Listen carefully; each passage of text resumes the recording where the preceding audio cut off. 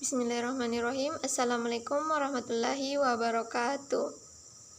Perkenalkan, nama saya Nurul Ain dengan NIM 2022-310514, Prodi Perencanaan Wilayah dan Kota, Fakultas Teknik Perencanaan Wilayah dan Kota, Angkatan 22. Baik, pada video kali ini saya akan menjelaskan materi mengenai perubahan paradigma perencanaan pembangunan kota di Indonesia untuk memenuhi tugas mata kuliah saya, yaitu Studio Perencanaan Kota, dengan dosen pengampu Bu Despri Nur Anissa Ahmad, ST, MSc. Paradigma adalah pola pikir atau cara pandang manusia. Paradigma perencanaan yaitu tahap perkembangan perencanaan yang dimulai dari pengembangan keuangan, memprediksi hasil, merespon kondisi pasar dan situasi kompetitor, serta mengembangkan manajemen strategis. Perubahan sistem politik di Indonesia.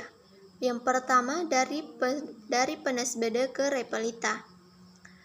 Pembangunan pada tahun 1961 sampai 1968 disebut sebagai PNSBD atau Pembangunan Nasional Semesta Berencana 8 tahun. Tujuan dari pembangunannya ini yaitu pada pembangunan politik, pertanian, dan militer.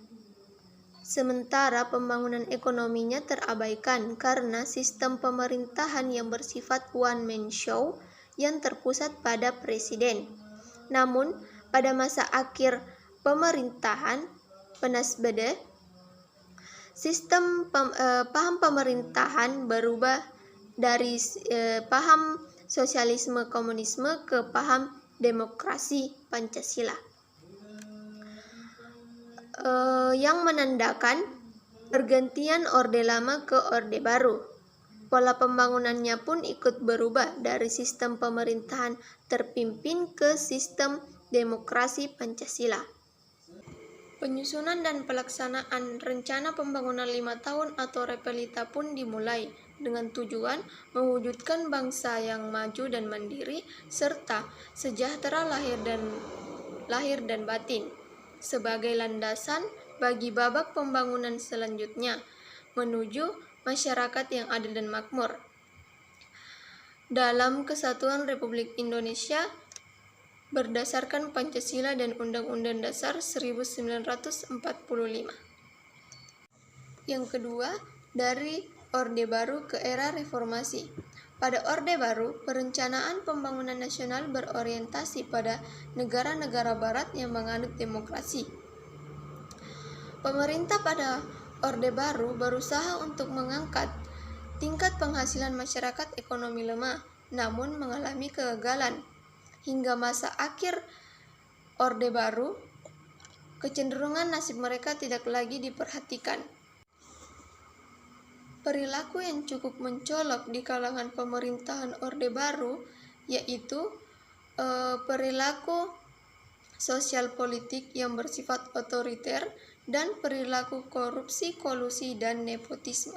Pada era reformasi terjadi masalah sosial politik berkepanjangan seperti pemilihan presiden, di mana perencanaan pembangunan nasional tidak begitu dihiraukan oleh pemerintah. Perencanaan pembangunan pada era reformasi tidak menekankan pada perencanaan yang bersifat komprehensif, melainkan pada perencanaan yang bersifat strategik. Perubahan paradigma perencanaan pembangunan kota. Yang pertama, paradigma baru. Terdapat dua paradigma lingkungan pada paradigma baru, yaitu lingkungan eksternal dan lingkungan internal, di mana lingkungan eksternal ini yaitu pada era perdagangan bebas yang akan mengubah batas suatu wilayah. Artinya, kota-kota di suatu negara bersaing satu sama lain untuk menjadi tuan rumah dalam aliran modal asing. Kota-kota di Indonesia dihadapkan pada kenyataan paradigma baru tentang pembangunan perkotaan. Kota-kota di Indonesia diharapkan dapat menjadi bagian dari persaingan kota-kota di dunia dan menjadi kota dunia. Lingkungan internal. Pada lingkungan ini, krisis ekonomi telah banyak menciptakan dan memunculkan persoalan-persoalan mendasar yang berkaitan dengan kesenjangan kemiskinan. Pengaruh ekonomi rakyat sangat besar pada pembangunan kota dan mengubah paradigma pada pengelolaan perkotaan. Yang kedua, permasalahan. Terdapat 3 permasalahan di dalam perubahan paradigma perencanaan pembangunan kota. Yang pertama, pesatnya pertumbuhan penduduk perkotaan. Beberapa pakar berasumsi bahwa 2 dari 3 penduduk akan tinggal di perkotaan. Asumsi-asumsi ini diperkuat dari urbanisasi yang sulit dibendung. Permasalahan yang kedua, yaitu kecenderungan banyak kota kecil dan desa yang berkembang memiliki ciri-ciri kota besar. Tanpa perencanaan yang baik, berdampak pada ketidakseimbangan dalam penyediaan sarana dan prasarana bagi kehidupan masyarakatnya, sehingga muncul persoalan mengenai kemacetan lalu lintas, permukiman kumuh, dan sektor informal yang tidak direncanakan, yang menjadi awal dari permasalahan struktural pendidikan, kemiskinan, kejahatan, dan pengangguran. Permasalahan yang ketiga yaitu kesenjangan antar wilayah, kota, desa, dan bagian kota. Permasalahan tersebut merupakan permasalahan yang menitikberatkan pertumbuhan ekonomi yang berpangkal pada kebijaksanaan pembangunan. Yang ketiga, perubahan pola manajemen sektor publik. Perencanaan pembangunan melibatkan beberapa pihak masyarakat untuk ikut dalam menentukan suatu kebijakan. Perubahan pola manajemen ini diharapkan kepada masyarakat untuk lebih meningkatkan peran serta dalam melakukan perencanaan pembangunan dan sebagai pembangun yang menggunakan modal sendiri. Perencanaan komprehensif. Perencanaan yang berupaya memahami masalah-masalah kota secara menyeluruh dengan melibatkan beberapa aspek dan bidang terkait untuk memberikan rekomendasi yang bersifat membangun melalui berbagai kewenangan untuk mengarahkan kebijakan pembangunan kota, serta memungkinkan para pejabat yang berwenang mengambil satu tindakan tertentu. Adapun beberapa faktor penghambat kompleksitas perencanaan kota sebagai komprehensif, yaitu yang pertama, mengidentifikasi masalah. Dalam perencanaan pembangunan kota, jika tidak tertangkap hakikat persoalan pembangunan kota dengan tepat, sehingga solusi yang diberikan juga kurang tepat dan tidak menyelesaikan masalah. Yang kedua, mengimplikasikan strategi yang dipilih. Apabila telah ditemukan pokok persoalan dan solusinya, dalam mengimplementasikan solusi sering tidak tepat karena pendekatan yang digunakan untuk menerapkan strategi belum tentu sesuai. Yang ketiga, persoalan koordinasi. Perencanaan kota di Indonesia menganggap koordinasi sebagai kekuasaan. Pihak yang mengordinasi merasa dirinya sebagai penguasa, sedangkan pihak yang dikoordinasi merasa dirinya sebagai bawahan.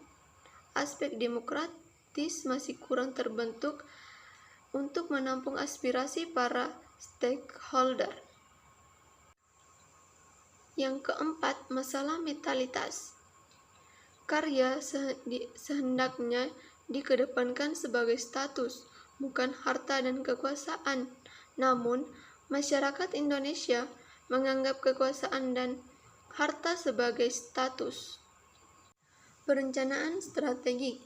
Perencanaan strategik adalah perencanaan yang menghasilkan prioritas permasalahan yang harus segera ditangani, dan biasanya digunakan untuk jangka waktu yang pendek dan berlangsung pada kawasan atau lingkup tertentu, dan diharapkan dalam waktu dekat dapat diambil keuntungan tertentu. Yang pertama, dari komprehensif ke strategik. Adapun beberapa kelemahan dalam perencanaan komprehensif, yaitu yang pertama, masalah keakuratan data dan prediksi di masa yang akan datang. Perencanaan komprehensif biasa dilakukan untuk pembangunan jangka panjang, seperti contoh pembangunan kota 10-20 tahun mendatang. Untuk kelemahan yang kedua, yaitu rentan terhadap perubahan dan relatif kaku. Untuk jangka waktu selama ini, sulit untuk memprediksi apa yang akan terjadi dan apa yang seharusnya terjadi di dalam perencanaan. Yang kedua, paradigma pembangunan kota berkelanjutan. Perencanaan pembangunan sebagai suatu proses perubahan yang terarah dengan mempertimbangkan masa lalu, masa kini, dan masa yang akan datang. Perubahan paradigma dari optimalisasi pemanfaatan sumber daya alam, sumber daya manusia, dan sumber daya berkelanjutan menjadi paradigma baru yang berkelanjutan. Pembangunan untuk memenuhi kebutuhan masa kini tanpa mengambil hak pemenuhan kebutuhan masa yang akan datang merupakan sesuatu hal yang sangat penting bagi masa depan kota dan masyarakat, khususnya bagi generasi yang akan datang.